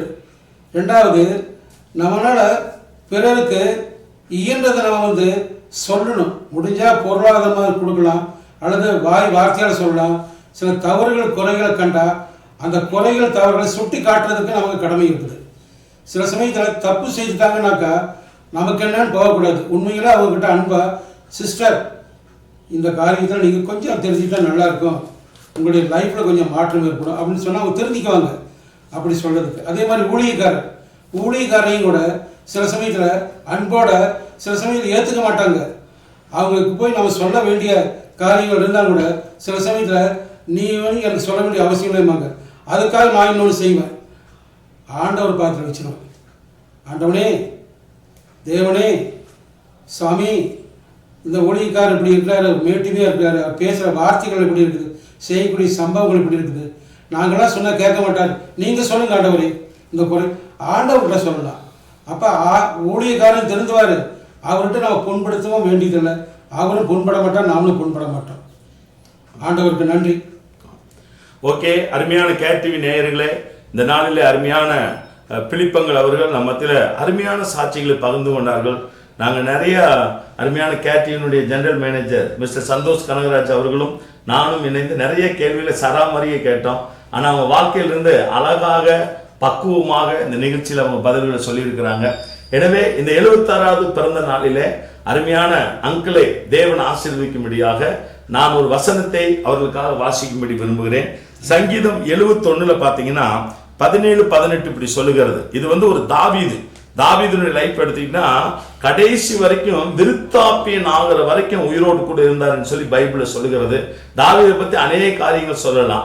நான் அங்கிளோடு கூட பார்க்கும்போது தாவீதுடைய குணங்கள் நிறைய அங்கிளுக்குள்ள இருக்கிறது. எனவே அந்த வசனத்தை சொல்லி இன்னைக்கு அங்களுக்காக ஜெபிக்க விரும்புகிறேன். முதலாவது, தேவனே என் சிறு வயது முதல் எனக்கு போதித்து வந்தேன். இன்னைக்கு அங்கிள் சொன்ன எல்லா அனுபவத்துக்கும் மூல காரணம் தேவன் தான் அங்களுக்கு எல்லாவற்றையும் போதித்து வந்தார் என்று வேதத்தில் பார்க்கிறோம். இது வரைக்கும் உடைய அதிசயங்களை அறிவித்து வந்தேன். அந்த வார்த்தையின்படி அங்கிள் அவர்கள் பார்க்கிறவங்களுக்கெல்லாம் ஆண்டவர் பத்தி சொல்லியிருக்கிறாங்க. நான் அவங்களோடு கூட டிராவல் பண்ணி கொண்டே இருக்கிறேன். அவர்கள் வேலை செய்யும் போதும் சரி, இன்னைக்கு ஊழியம் செய்கிற நாட்களும் சரி, ஆண்டவருடைய அதிசயங்களை அவர்கள் அறிவித்து வந்திருக்கிறார்கள். அப்பொழுது தாவீது ஒரு ஜெபம் பண்ணுகிறார். இப்பொழுதும் தேவனே, இந்த சந்ததிக்கும் ஒரு வல்லமையும், இப்ப இருக்கிற ஜெனரேஷனுக்கு, இன்னைக்கு அவங்க பேர பிள்ளைகள்லாம் பார்த்துருக்கிறாங்க, இப்ப இருக்கிற பிள்ளைகளுக்கு உமது வல்லமையும் வரப்போகிற யாவருக்கும் உமது பராக்கிரமத்தையும் நான் அறிவிக்கும் அளவும் முதிர் வயதும் நரைமயிரும் உள்ளவன் ஆகும் வரைக்கும் என்னை கைவிடுகிறாக என்று சொல்லி 2 வார்த்தையை மென்ஷன் பண்ண விரும்புகிறேன். முதலாவது முதிர் வயது, 2வது நரைமயிர். இன்னைக்கு அங்கிளை பார்க்கும்போது உங்க முடி நரைச்சிருச்சு, ஆனா இன்னும் உங்க முதிர் வயதுக்குள்ள நீங்க போகல. 76ங்கிறது நீங்க ரொம்ப பெருசா நீங்க யோசிக்க வேண்டாம். கர்த்தர் இன்னும் உங்களுக்கு ஆயுசு நாட்களை கூட்டி தந்து இன்னும் ஆண்டவர் உங்க வாழ்க்கையில மகத்தான காரியங்களை செய்வார். எனவே தாவீது ஜெபிக்கிறது போல நீங்களும் ஆண்டவர் சமூகத்துல ஜெபம் பண்ணுங்க. இன்னைக்கும் இந்த சந்ததிக்கும் இனி வரப்போகிற யாவருக்கும் உமது வல்லமை நான் பராக்கிரமத்தை நான் அறிவிப்பேன். இன்னும் எனக்கு முதிர் வயது வரைக்கும் நீங்க என்னை கைவிடாம இருங்கன்னு சொல்லி ஜெபிக்கும் போது ஆண்டவர் நிச்சயம் நிறைய பிறந்த நாட்களை காணும்படி ஆண்டவர் நிச்சயமா உங்களுக்கு உதவி செய்வார். தாவீது எப்படி வயதாகி விருத்தாப்பியன் ஆன பொழுது கிறிஸ்துவுக்கு ஆண்டவருக்குள்ள மறிச்சாரோ, அதே போல நீங்க நல்லா ஓடிக்கிட்டு இருக்கிறீங்க. இதே ஓட்டம் தொடரும்படி நாங்கள் கேடிவியின் சார்பாகவும் கிறிஸ்தவின் கரிசனை ஊழியர்கள் சார்பாகவும் உங்களுக்கு மனமார்ந்த நாங்கள் நன்றியை தெரிவித்துக் கொள்கிறோம். 76வது பிறந்தநாள் வாழ்த்துக்களை தெரிவித்துக் கொள்கிறோம். ஆண்டவர் தொடர்ந்து உங்களை ஆசீர்வதித்து இன்னும் அநேகருக்கு ஆசீர்வாதமாக வைக்கும்படி ஒவ்வொரு நாளும் உங்களுக்காக ஜெபிக்கிறோம். ஆண்டவர் உங்களை அதிகமாய் ஆசீர்வதிப்பாராக. நம்ம எல்லாரும் இப்பொழுது கண்களை மூடி அருமையான அங்கிளுக்காக நம்ம ஆண்டவர் சமூகத்தில் ஜெபிக்க போகிறோம். அன்பின் பரலோக பிதாவே, அருமையான ஆசீர்வதிக்கப்பட்ட காலை வேளையில அருமையான பிலிப்பங்களுக்காக உம்முடைய நாமத்துக்கு நாங்கள் நன்றி செலுத்துகிறோம். அவர்கள் தனிப்பட்ட வாழ்க்கை, குடும்ப வாழ்க்கை, ஆவிக்குரிய வாழ்க்கை என்று சொல்லி 76 வருஷ அனுபவத்தை இந்த நிகழ்ச்சியில ஆண்டவரே அவர்கள் அனுபவத்தை பகிர்ந்து கொள்ள நீ கிருபை பாராட்டினீரே, அதற்காக உமக்கு ஸ்தோத்திரம் ஆண்டவரே. இந்த நேரத்தில் அவர்கள் தந்த பிள்ளைகளுக்காக நாங்கள் ஜெபிக்கிறோம். ஜோசுவானனுக்காக, வினோலிகாவுக்காக ஜெபிக்கிறோம். கர்த்தருக்கு கொடுத்த பிள்ளைகள் 3 பேர பிள்ளைகள் உம்முடைய கரத்தில் ஒப்பு கொடுக்கிறோம். ஆண்டவரே மெரிலுக்காக, மெர்வினுக்காக, மெரிட்டாவுக்காக நாங்கள் ஜெபிக்கிறோம். அது மாத்திரமல்ல, அருமையான மகள் சலோமிகாவுக்காக உம்முடைய சமூகத்தில் வருகிறோம். வில்பட்டனுக்காக ஜெபிக்கிறோம். ஆபியலுக்காக, கெனிட்டாவுக்காக நாங்கள் ஜெபிக்கிறோம். உடன் பிறந்த சகோதரர்களுக்காக நாங்கள் ஜெபிக்கிறோம். குடும்ப அங்கத்தினருக்காக ஜெபிக்கிறோம். எல்லாருக்கும் முன்பதாக அங்கிளை நீர் தொடர்ந்து நீர் ஆசீர்வதிப்பீராக. இதே போல பல பிறந்த நாட்களை காணும்படிக்கு ஆண்டவர் நீர் கிருபை தர வேண்டும்படியாய் ஜெபிக்கிறோம். விசேஷமாக இந்த நினைவில் நிற்பவை நிகழ்ச்சியில கலந்து கொண்ட ஒவ்வொரு நேயர்களையும் நாங்கள் பிதாகுமார் பரிசுத்தாவின் நாமத்தினால ஆசீர்வதித்து ஜெபிக்கிறோம். ஆண்டவர் பெரிய காரியத்தை செய்வீராக. நீரே பொறுப்படுத்திக் கொள்ளும். இயேசு கிறிஸ்துவின் நாமத்தில் ஜெபிக்கிறோம் நல்ல பிதாவே. ஆமென், ஆமென், ஆமென். அருமை அங்கிள், தேங்க்யூ பாஸ்டர் ரிச்சர்ட். இந்த நிகழ்ச்சிக்காக நாங்கள் அழைத்த உடனே நீங்கள் பிஸி ஸ்கெடியூலில் எங்களுக்கு நீங்கள் டைம் கொடுத்து உங்களுடைய பிறந்த நாள் கேட் டிவி நண்பர்கள் கூட, மீடியா டீம் கூட செலிப்ரேட் பண்ணதற்காக நன்றிங்க ஐயா. இன்னும் இது போல் நிறைய நிகழ்ச்சிகளை நாங்கள் தொகுத்து வழங்க உள்ளோம். அதற்கு உங்கள் சப்போர்ட் நீங்கள் கொடுப்பதற்காக சோத்திரம். இந்த நிகழ்ச்சிகளை நீங்கள் பார்த்து கொண்டிருக்கும் அனைத்து நேயர்களுக்காகவும் இந்த நிகழ்ச்சியின் சார்பாக இன்னும் நாங்கள் இன்வைட் பண்ணுற எல்லா கெஸ்ட்டுக்காகவும் நான் நன்றி தெரிவிக்கிறோம். இந்த நிகழ்ச்சியின் மூலமாக நிறைய குடும்பங்கள் பயன்படுத்தும் வகையில் நீங்கள் இந்த நிகழ்ச்சிக்கு ஒரு சப்போர்ட் பண்ண வேண்டும். அது என்ன சப்போர்ட்னா, இந்த நிகழ்ச்சியை பார்த்த உடனே அப்படியே கடந்து போகாமல் இந்த நிகழ்ச்சியின் மூலமாக கிடைக்கக்கூடிய இந்த ஒரு கிஃப்டான இந்த ஸ்பீச்சை நீங்கள் லைக் பண்ணுங்கள், ஷேர் பண்ணுங்கள், சப்ஸ்கிரைப் பண்ணுங்கள். உங்களுக்கு தெரிந்த நிறைய குடும்பங்களுக்கு, வேலை இடத்துல இருக்க நிறைய குடும்பங்கள் உறுப்பினர், உங்கள் நண்பர்களுக்கு, கொலீக்ஸ்க்கு எல்லோருக்கும் இந்த நிகழ்ச்சியை ஷேர் பண்ணுங்கள்.